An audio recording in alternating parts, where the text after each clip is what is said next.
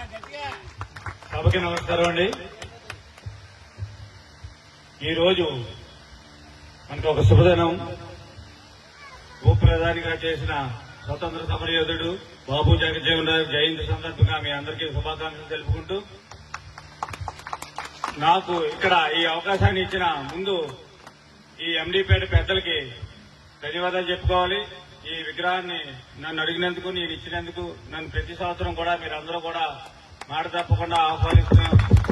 ఆ గౌరవం నాకు ఇచ్చినందుకు మేము మరొకసారి మీకు ధన్యవాదాలు తెలుపుకుంటూ, ఈరోజు మన గ్రామంలో బాబు జగజ్జీవన్ విగ్రహాన్ని పెట్టినందుకు ఆ పెద్దలందరూ కూడా మరొకసారి ధన్యవాదాలు తెలుపుకోవాలి.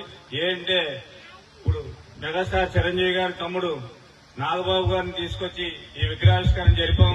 అలాగే ఇప్పుడు డిప్యూటీ సీఎం పవన్ కళ్యాణ్ గారి అన్నయ్య నాగబాబు గారిని ఈ పేటలోకి తీసుకొచ్చి ఇక్కడ ఈ విగ్రహాన్ని మనం ఎంతో ఘనంగా ఆ రోజు ఓపెన్ చేయించుకున్నాం. ఆ ఘనత మెగాస్టార్ ఫ్యామిలీకి దక్కినందుకు మీరు ఆ అవకాశం ఇచ్చినందుకు మరొకసారి మీ అందరికీ ధన్యవాదాలు తెలుపుకుంటూ, అలాగే యూత్ ఈ బాబు జగజ్జీవన్ రావు యూత్ వచ్చి ఆ రైలింగ్ బాగోలేదు, మాకు సిమెంట్ తిమ్మలాంటిది కట్టండి అంటే నేను చాలా రోజులు టైం ఇచ్చాను, కానీ సరిగ్గా 2 రోజుల ముందే వచ్చి మళ్ళీ జ్ఞాపకం చేయడం స్పీడ్ గానే కట్టారు. దానికి స్టీల్ రైలింగ్ కూడా వేయిందాం. అంబేద్కర్ గారికి వేసినట్టు స్టీల్ రైలింగ్ కూడా వేస్తే పడిపోకుండా అది కూడా చేస్తాం. అలాగే ఈ పేటలో ఇంకా ఎక్కడైనా రోడ్లు కానీ ఏమైనా ఉన్నాయంటే నాకు తెలిసి ఏమీ లేవు, అన్ని వేసేసాం. కాకపోతే ఒక పాత నెంబర్ గారి ఈదిలో కొంచెం వాటర్ వచ్చేస్తుంది. సిమెంట్ రోడ్ అయితే బాగానే ఉంది.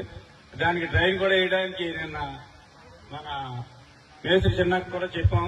ఈ యూత్ కుర్రలు అందరూ వచ్చి చెప్పబడికి, అలాగే అక్కడక్కడ కాలువల మీద స్లాబ్లు వేయాలని కూడా చెప్పారు. అవి కూడా తప్పనిసరిగా చేస్తాం. అలాగే ఇంకా ఏమైనా పనులు మిగిలిపోయి ఉంటే మీరు జ్ఞాపకం చేస్తే ఈ వార్డు నెంబర్ గారు కూడా వీళ్ళందరూ కూడా నాకు జ్ఞాపకం చేసి పెద్దలందరూ కూడా కూర్చొని ఇంకా మా గ్రామానికి మా పేటకి ఏమైనా కావాలి అని చెప్తే ఖచ్చితంగా చేయడానికి సిద్ధంగా ఉన్నాను. సభాముఖంగా నేను తెలుపుకుంటూ నాకు ఈ అవకాశాన్ని ఇచ్చిన ఈ బాబు జగజ్జీవన్ రావు యూత్ సంఘం వారు వీళ్ళందరికీ కూడా మరొకసారి ధన్యవాదాలు తెలుపుకుంటూ, అలాగే ఇక్కడ మనకి స్టీల్ ప్లాంట్ దగ్గరలో వస్తుంది. యూత్ బ్రహ్మాండంగా చదువుకుంటే మంచి ఉద్యోగాలు వస్తాయి. మన సీఎం రమేష్ గారు ఎంపీ గారు మనకి బాగా పరిచయస్తుడు. వాళ్ళ ద్వారా మీ అందరికి కూడా ఉద్యోగాలు వచ్చేలాగా నేను సహకరిస్తానని సభాముఖంగా తెలుపుకుంటూ సెలవు తీసుకుంటున్నాను. Thank you sir.